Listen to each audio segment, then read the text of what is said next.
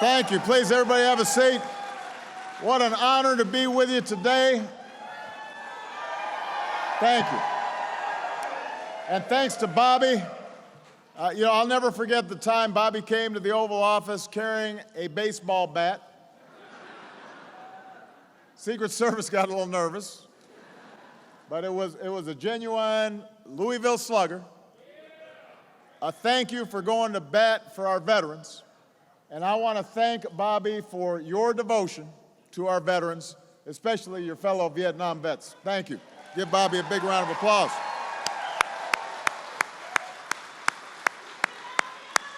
I love you back. I do. I want to thank our outstanding leadership team for welcoming me today, including National Commander Moses McIntosh, Senior Vice Commander Dave Riley, National Adjutant Mark Burgess, Executive Director Barry Jesenowski,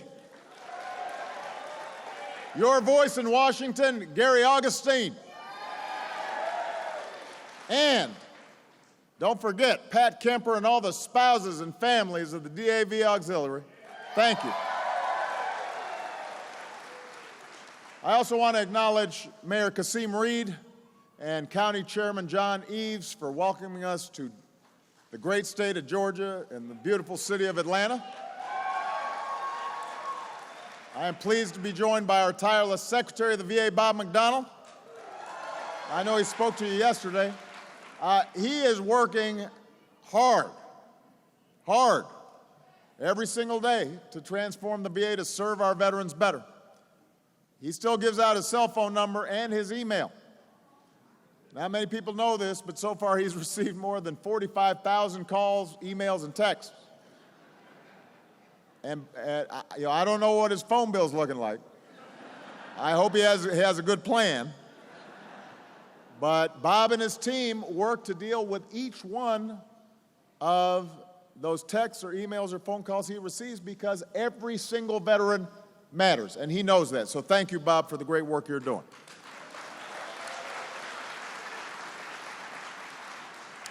So it's good to be back with the disabled American veterans. And what a journey that we've had together. It's great to be here. We worked together back when I was a senator. You were one of the first veterans organizations I called when I ran for president. I welcomed you to the White House as a partner. I came to your convention in my first term and my second, along with Michelle. And so it is fitting that my final major address to our nation's veterans as president is here at the DAV.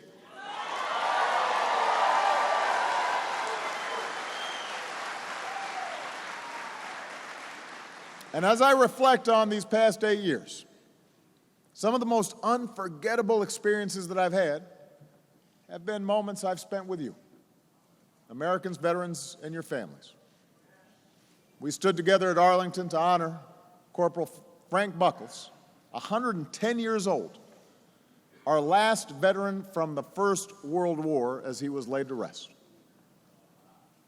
I ordered our flags to be flown at half-staff because even after 100 years, we will never stop saluting those who served in our name.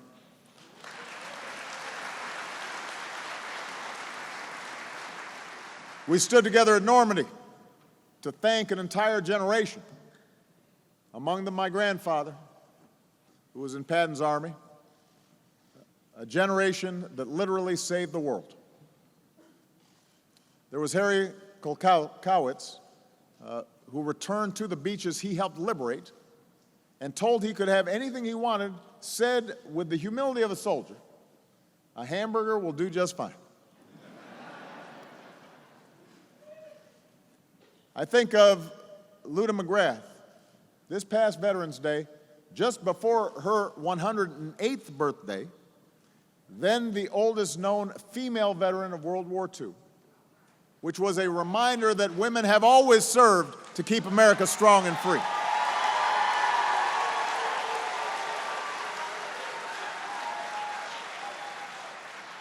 We've stood together at the memorial to our Korean War veterans and recalled how a soldier marching through the snow had a tiny pair of baby booties hanging from his rifle, a reminder of his unborn child, a story that had been lost to history. But we tracked him down, we found him, and we shared the story of Korean War veteran Dick Schenck, who made it home to that baby boy and lived out his life. At 84 years old, he was still roller skating, because no war should ever be forgotten and no veteran should ever be overlooked. We stood together. We stood together at the wall and remembered the lessons of Vietnam. That even when Americans may disagree about a war, we have to stand united in support of our troops.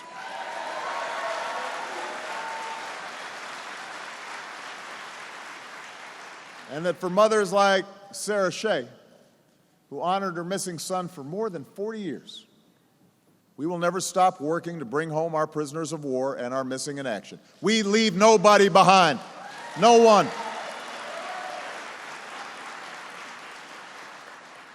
And we've come together to welcome our newest veterans into your ranks.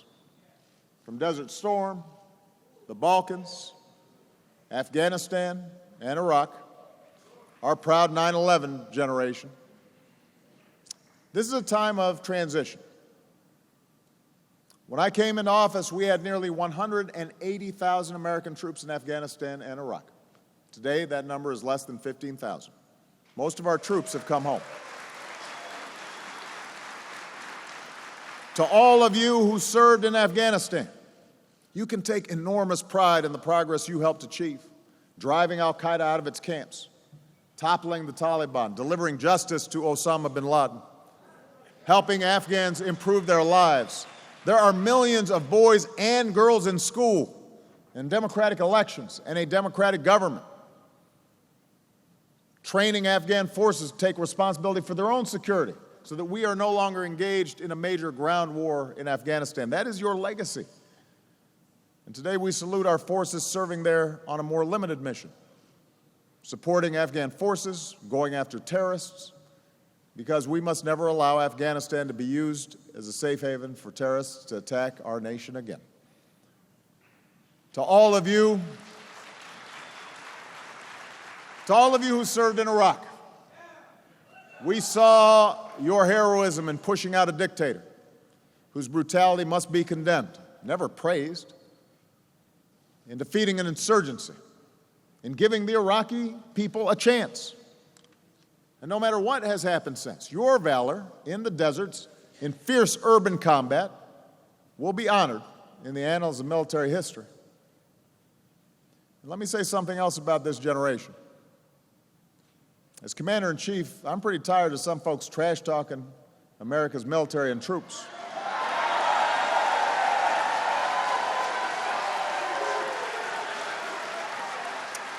You know, our military is somewhat smaller after two major ground wars come to a close. That's natural. And we're going to keep doing everything we need to do to improve readiness and modernize our forces. But let's get some facts straight. America's Army is the best trained, best equipped land force on the planet. Our Navy is the largest and most lethal in the world. The precision and reach of our Air Force is unmatched. Our Marines are the world's only truly expeditionary force. We have the world's finest Coast Guard. We have the most capable fighting force in history, and we're going to keep it that way.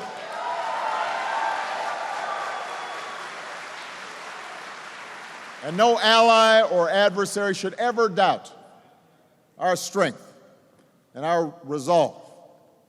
And we will keep pounding ISIL and taking out their leaders and pushing them back on the ground. And united with a global coalition, we will destroy this barbaric terrorist group. They will be destroyed. In the face of Russian aggression, we're not going to turn our back to our allies in Europe. We're going to stay united in NATO, which is the world's strongest alliance. from the Asia Pacific to Africa to the Americas, the United States and our armed forces will remain the greatest force for freedom and security and peace that the world has ever known.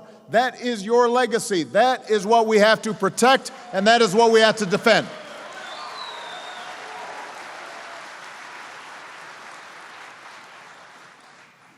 And let me say this. No one has given more for our freedom and our security than our Gold Star families.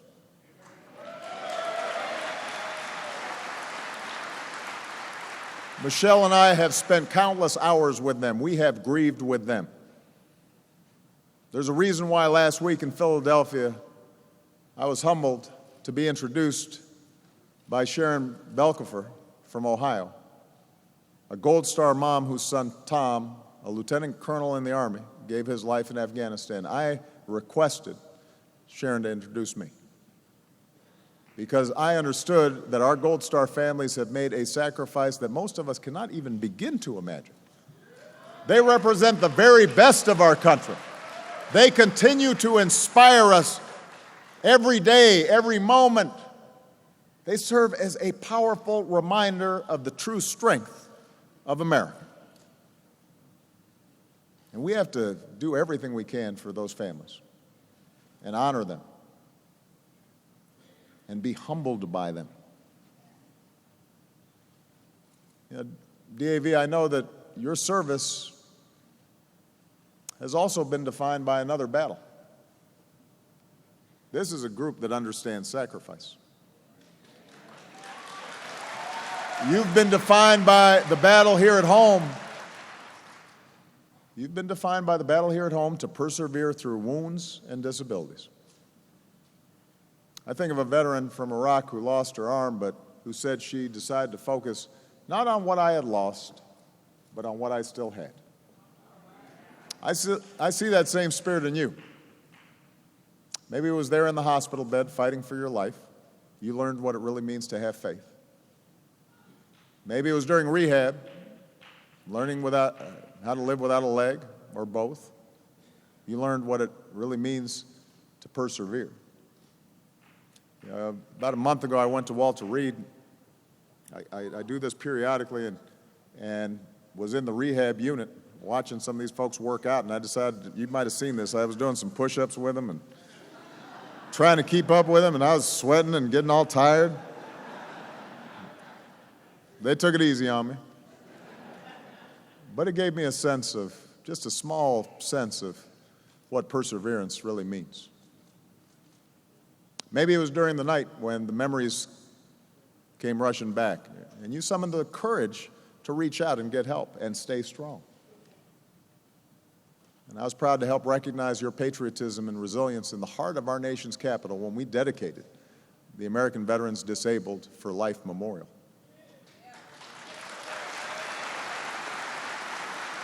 Oh, this organization shows this nation, what it means to be strong.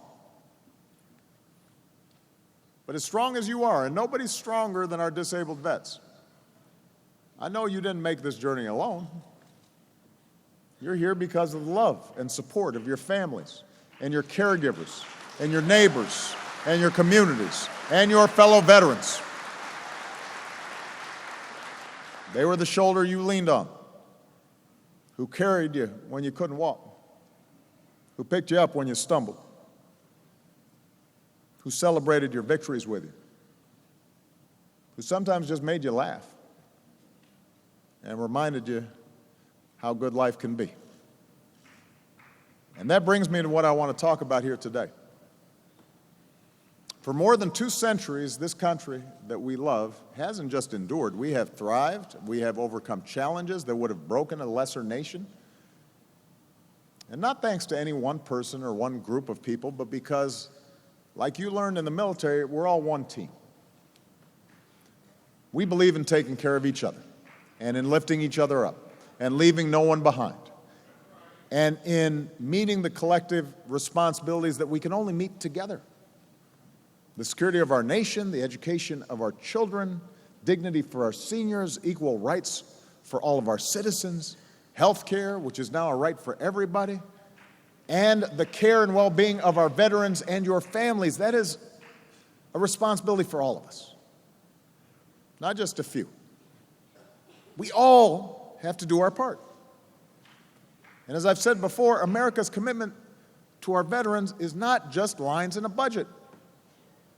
And it can't be about politics. It's not even really about policy. Our commitment to our veterans is a sacred covenant. And I don't use those words lightly.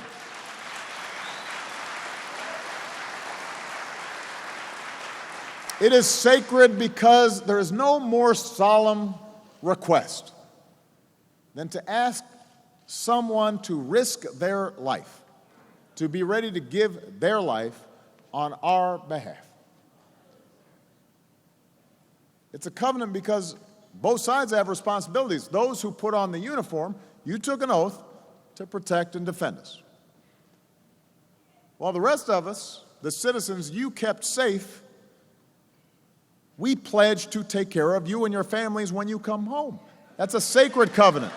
That's a solemn promise that we make to each other, and it is binding, and upholding it is a moral imperative.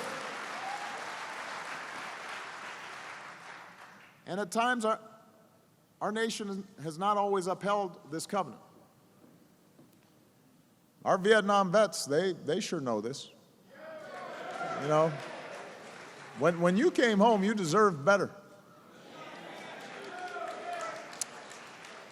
Veterans who at times have struggled to get care at the VA, you deserve better too.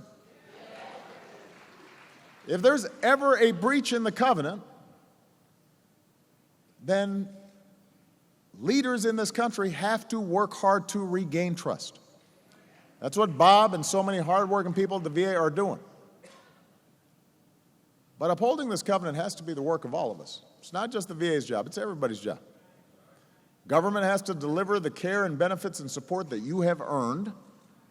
Veteran service organizations have to hold us accountable and be our partners, like the 1.3 million members of the DAV are doing every day.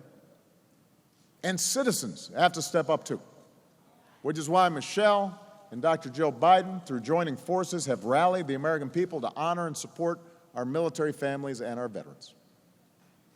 Now, we've got a lot more work to do. But working together over these past 8 years, we've delivered real progress for our veterans. And we can't let up. It's not a reason for complacency, but we should understand that when we really put our sweat and tears and put our shoulder to the wheel, we can make things better. About 200,000 service members are becoming veterans every single year. And America's going to have to be there for you for a lifetime in 5 important ways. Number one, we have to keep fighting for the resources you need. Now, since I took office, we've made historic increases in veterans funding, the biggest boost in decades. That's a fact. And I've proposed another increase for next year. So, altogether, during my presidency, we will have increased funding for veterans by more than 85%. With advance appropriations, we're protecting veterans' health care from the annual Washington budget battles. But I do have to point this out. Republicans in Congress have proposed cutting my VA budget. And when they return in the fall, they should pass the budget our veterans need and fund it fully. Don't just talk about standing with veterans. Don't just talk about me. Do something to support our veterans. That's what you need to do.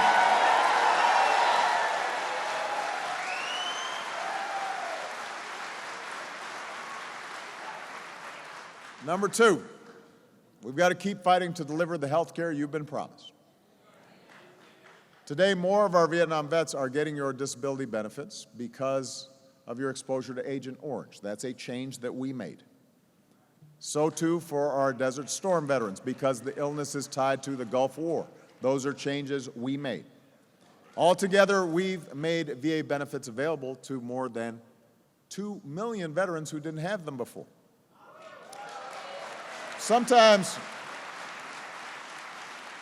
let's face it, sometimes folks don't know that, but it's a fact. And I have to say, thanks to the Affordable Care Act, Obamacare, veterans not covered by the VA now have access to quality, affordable health care. And insurance companies can't discriminate against you because of pre-existing conditions like post-traumatic stress. And more veterans are gaining access to health insurance. So we need to keep making it easier to access care. That's why we recruited some of the best talent from Silicon Valley in the private sector. And in one of their very first innovations, veterans can now finally apply for VA health care anytime, anywhere, from any device, including your smartphone. Simple, easy, in as little as 20 minutes. Just go to vets.gov. The days of having to wait in line at a VA office or mailing it in, those days are over. We're finally moving into the 21st century when it comes to helping our veterans. It's about time. We're reaching more veterans, including rural veterans, with telemedicine. So you can see someone at the VA without leaving your home. We now have a designated women's health provider at all VA clinics to make sure our women's veterans get the tailored care and the dignity and the respect that you deserve. And for our disabled vets, we have increased funds for prosthetics, eliminated copays if you're catastrophically disabled, made progress on concurrent receipts, so more severely disabled retirees can now receive your military retired pay and your VA disability benefits. And we're doing more than ever to make sure your devoted families and caregivers get the skills and support they need to stay strong as well.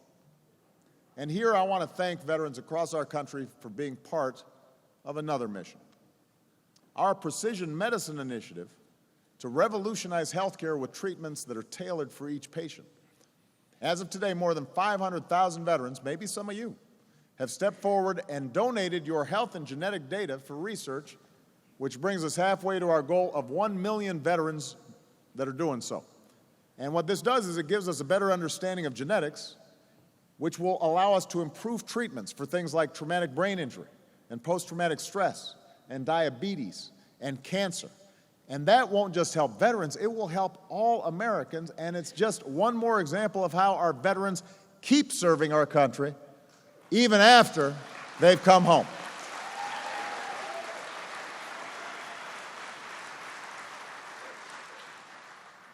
We need to keep improving mental health care. You know, I'll never forget the soldiers I met at Fort Bliss. They were proud of their service, but they were struggling with issues like post-traumatic stress. So for veterans with PTS, we made it easier for you to qualify for the VA care that you need, no matter when you served. We've increased funding for veterans' mental health care by more than 75%, billions more dollars.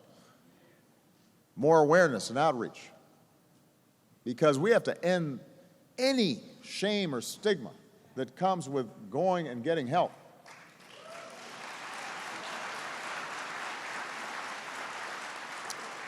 We've put in place more clinicians, more counselors, more peer support, veterans helping veterans, more research, $100 million for new approaches to PTS and TBI. And today we're delivering more mental health care to more veterans than ever. We are saving lives. But when too many veterans still aren't getting the care that they need, we all have to be outraged. We all have to do better. And when 20 veterans a day are taking their own lives, that is a national tragedy. We all have to do better. Most of those 20 vets taking their lives each day are not in the VA.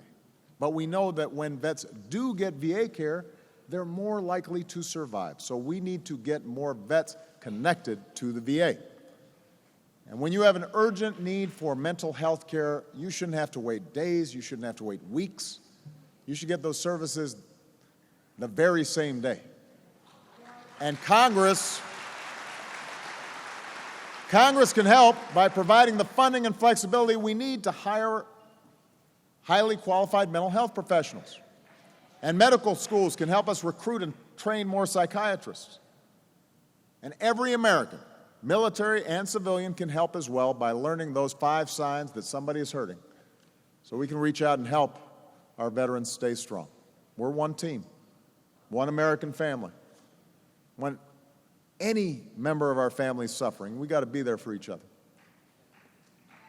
Now, we also need to keep fixing the problems that came to light: long wait times, veterans denied care, people manipulating the books. Inexcusable. I know Bob gave you an update, but I want to repeat, we've hired thousands more doctors, nurses, staff, opened more clinical space. And with the Choice program, we're helping more veterans get care outside of the VA. It all adds up to millions more appointments, delivering more benefits to more veterans than ever before. That is progress. But even as we improve access, more veterans than ever are seeking care. So we're putting more and more resources in, but you got more and more demand for care at the same time. And this surge in demand means there are now more veterans waiting for appointments, even though we've done a lot more. So I know I'm not satisfied. Bob's still not satisfied, and we will not let up. Bob and his new leadership team are going to keep pushing to transform the VA, and he will keep holding people accountable. This is somebody who cares deeply about our veterans getting what they deserve and what they have earned. And when whistleblowers expose misconduct, they will need to be protected, not punished. We need Congress to make it easier for the VA to help veterans get care in your communities. But I have to say, here's one thing I want to be very clear about. Here's one thing we will not do. We cannot outsource and privatize health care for America's veterans. You know, there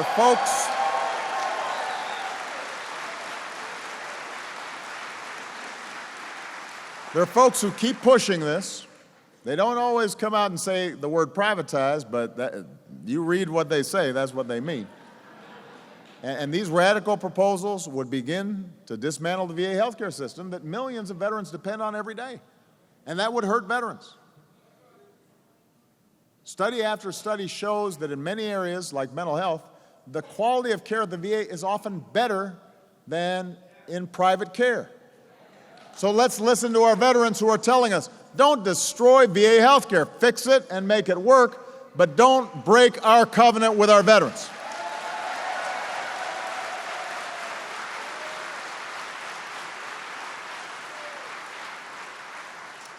This brings me to the third area where we have to stay focused. We have to keep cutting the disability claims backlog. Now, from its peak, we've slashed that backlog by nearly 90%. You know, my chief of staff and I, there was a chunk of time when that backlog was high where every day, no matter what else was happening around the world, he and I, we'd take these walks around the South Lawn just to keep our exercise, keep our steps up. And every day we talked about how are we going to get that backlog down.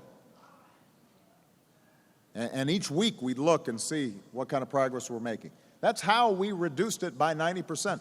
The backlog is now lower than when I came into office, even though there are a lot more people who are eligible for claims. And claims decisions are more accurate the first time. And on both these fronts, we're keeping at it. But, as we all know, when veterans appeal a decision, you're put into an appeal system that right now is broken. And you shouldn't have to fight for years to get a straight answer. We've proposed major reforms, and I want to thank the DAV and all the other veterans groups for raising your voice on this. We've got to keep up the pressure. Congress needs to pass comprehensive reform of the claims appeals process, because if we don't fix the appeals process, even when we get the backlog down on the original claim, too many folks are waiting on the back end. We got to fix it, and we can. But we're going to have to push Congress. And I don't know if you've noticed, that's hard.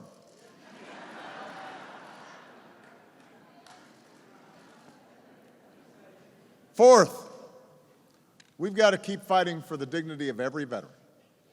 And that includes ending the tragedy, the travesty of veterans' homelessness. Now,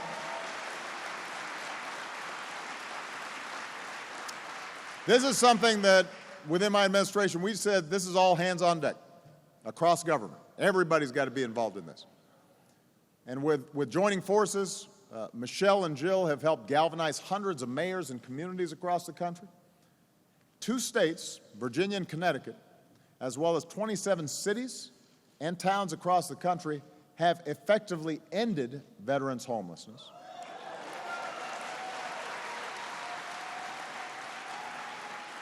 So today, I can announce that nationally, we have now reduced the number of homeless veterans by 47%, nearly half.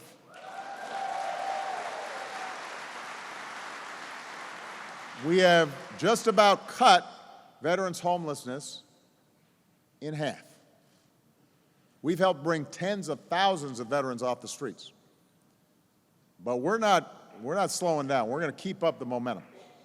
This fall, Michelle will bring our partners from across the country together at the White House to share best practices, to figure out what has worked, what hasn't worked, because we will not stop until every veteran who fought for America has a home in America.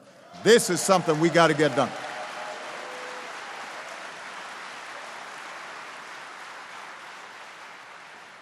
And finally, we've got to keep fighting to give our troops and veterans and your families every opportunity to live the American dream that you helped defend.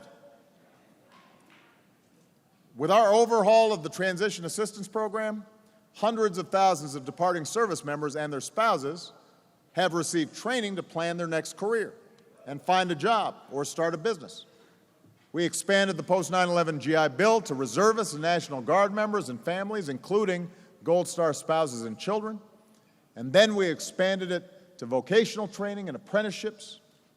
We've empowered veterans with new tools to find the schools that are right for you or to get the support you need to succeed on campus, to make sure you don't get ripped off, to cap your student loans, to make sure you and your families get in-state tuition, which is true now in all 50 states. And so far, we have helped more than 1.6 million veterans and their families realize their dream of an education. An investment in you and America that will keep us strong and keep paying off for generations to come. So we're doing more to help you find jobs worthy of your incredible talents. Because if you could lead a team and run logistics and manage a budget or save a life in a war zone, you sure as heck can do it right back here at home.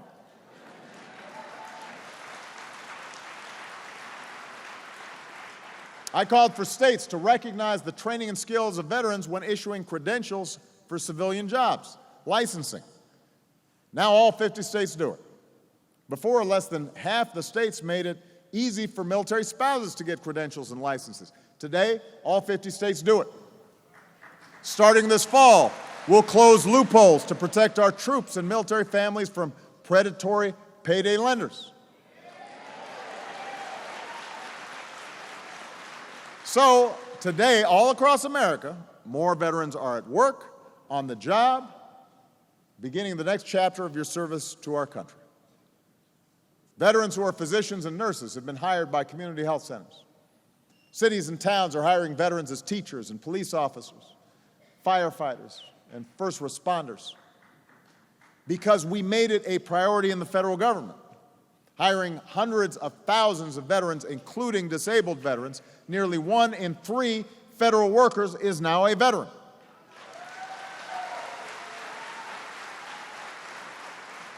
I challenged America's companies to hire veterans. And then, in case they weren't listening to me, I sicked Jill and Michelle on them through joining forces, and companies now have hired or trained more than 1.2 million veterans and military spouses. So all told, we've cut veterans' unemployment by more than half, down to 4.2%, which is actually lower than the already low national average. And it's way down for post-9/11 veterans, too.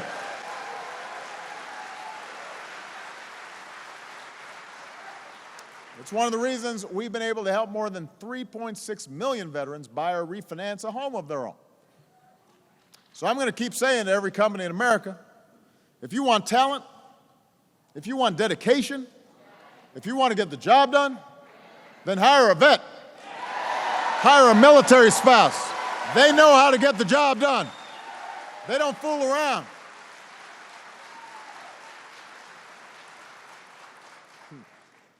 So DAV, we've made a lot of progress. It's not always focused on, because understandably, the news a lot of time focuses on what's still not working. That's okay. That keeps us on our toes, keeps us working. But every once in a while, it's good to remember the progress we've made, because that tells us when we focus on it, we can do right by our veterans. And as this new generation of veterans joins your ranks, we've got to keep on stepping up our game, giving veterans the resources you need, transforming the VA, delivering the health care you've earned, reducing the backlog, reforming appeals, standing up for your dignity, and helping you share in the American dream. And I know we can, because over the past 8 years, I've seen the spirit of America, and I have seen time and time and time again the strength of our veterans, the unbreakable will of our disabled vets. You teach us better than anybody that we may take a hit sometimes. We may get knocked down, but we get back up. We carry on. And when we take care of each other and uphold that sacred covenant, there's nothing we cannot do. Like that soldier I told you before, Army Ranger, veteran Corey Remsburg, nearly killed in Afghanistan, who learned to talk again and walk again, and who recently stood up and walked into the Oval Office and shook my hand. We all have to keep on rising. Like Medal of Honor recipient Staff Sergeant Ty Carter, who struggled with post-traumatic stress and who's now helping others stay strong. Troops, veterans, civilians, we all have to keep on healing. Like the wounded warriors and disabled vets who are out there running and jumping and swimming and biking and climbing, including Marine Corps veteran Charlie Linville, who just became the first combat amputee to reach the top of Mount Everest. We all have to keep on striving. Like the veterans taking care of each other, including here at the DAV, Army veteran Oscar Olguin, Navy Reserve veteran Charity Edgar, Marine Corps veteran Carvin McGinnis, who says, helping veterans gives me a sense of purpose. That's something we all have to recognize. We all have to keep on serving. Like Air Force Technical Sergeant Jason Miller, who considered taking his own life, but who wrote me a letter.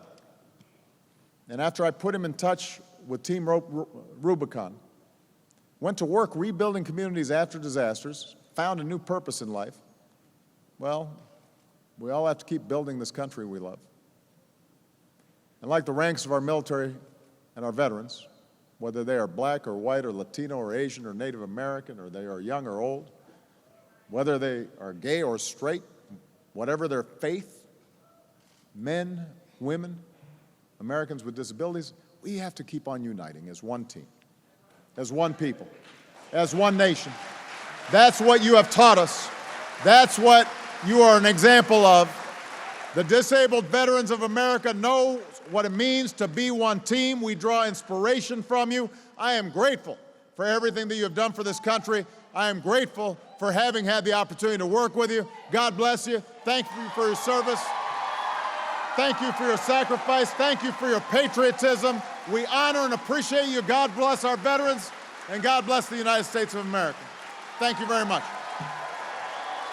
Thank you.